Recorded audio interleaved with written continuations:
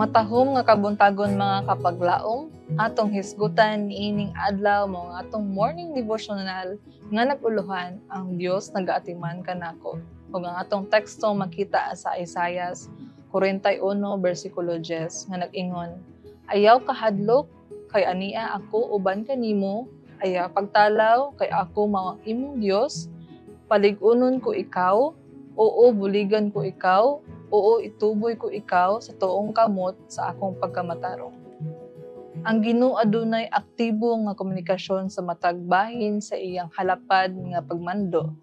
Siya ginarepresentahan ingon nga nagayuko padulong sa yuta ug sa mga lumulupyo niini. Siya nagapaminaw sa matag pulong sa nga gisulti. Iyang madungog ang matag pag-agulo.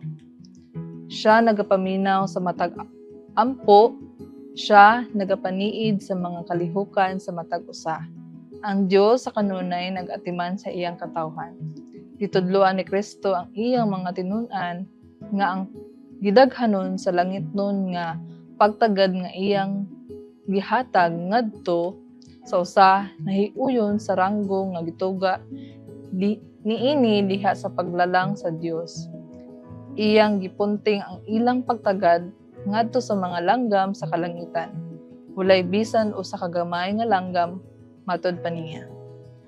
Ang mahulog sa yuta nga dili makahibalo niini ang atong langiton nga amahan. Ug kung kining gamay nga langgam adunay bili alang kaniya. Sigurado nga ang mga kalag nga gipakamatyan ni Kristo bililhon gyud diha sa iyang pananaw. Ang bili sa tawo, ang pagbana-bana nga gibutang sa Dios diha sa tawo, gipadayag didto sa Kalbaryo sa cross. Ang kaluoy ug gugma sa Dios alang sa nahulong nga katawhan wala gayud nihunong. O nawagtang ang padulngan niini sa yuta. Tinuod nga ang mga kasugmuyo moabot, ang kalisod o kasakit nga atong mahiaguman apan angay nato nga itugyan ang tanan, dako o gamay ngadto sa Dios. Dili siya malibog sa kadaghan sa atong mga kaguol o mahutdan og gahom sa kabug-at sa atong mga lulan. Ang iyang pagbantay nagalahutay ngadto sa matag puloy-anan ug nagapalibot sa matag tawo. Siya mabalaka sa tanan nato nga mga kalihukan ug mga kaguol. Iyang timan-an ang matag luha, natandog siya diha sa pagbati sa atong mga balatian. Ang tanan mga kasakit ug pagsulay nga nahitabo kanato dinhi gitugot aron mahimo ang iyang mga katuyuan sa gugma alang kanato, aron kita makaambit sa iyang pagkabalaan. Ug sa ingon mahimong makaapil diha sa kapuno sa kalipay nga makapalagan diha sa iyang presensya. Magampo ta mga kapaglaom. Amahan nga balaan, Dios nga labing maayo sa tanan. Ginoo, nagapasalamat kay mig-ayo diha kanimo tungod kay ikaw man nagaatiman kanamo, kanamong tanan amahan. Salamat kay wala ka na pulan sa pagpaminaw sa mululan sa kinabuhi.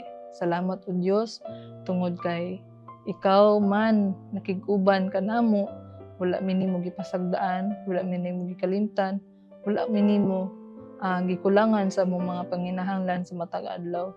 Salamat kay amahan sa imong mga saad nga ikaw kanunay nagig-uban kanamo. Salamat kayo sa imong mga pag-atiman nganhi kanamo o Dios. Gani amahan kanunay ka naga-provide sa imong mga panginahanglan. Ikaw nakakita kanamo ug ikaw nagaatiman nganhi kanamo. Salamat kay o Dios kay aduna kami manluluwas nga susama kanimo amahan nga naga-care nganhi kanamo amahan, painomdom kanamo nga adunay nahigugma nganhi kanamo nga daw dili mafatom ang gugma o Dios. Salamat kay amahan nga kanunay wala minimo gitugyan sa mga posible usab sa mga disgrasya nga among ma-encounter o Lord.